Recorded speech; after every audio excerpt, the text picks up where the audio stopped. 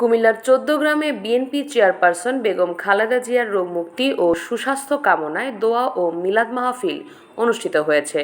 ১৪ গ্রাম উপজেলা ও পৌর যুবদলের যৌথ উদ্যোগে শনিবার বিকেলে উপজেলা বিএনপির দলীয় কার্যালয়ে আয়োজিত অনুষ্ঠানে প্রধান অতিথি হিসেবে উপস্থিত ছিলেন উপজেলা যুবদলের সাধারণ সম্পাদক নাজমুল হক।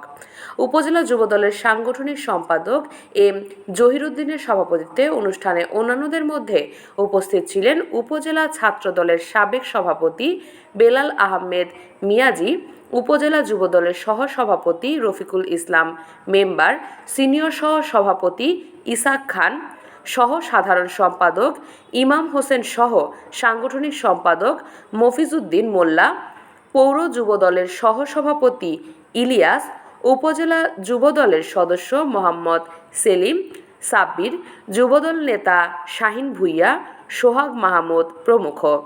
আলোচনা সভা শেষে বিএনপির চেয়ারপারসন বেগম খালেদা জিয়ার রোগমুক্তি এবং সুস্বাস্থ্য কামনা করে দোয়া ও মোনাজাত অনুষ্ঠিত হয়।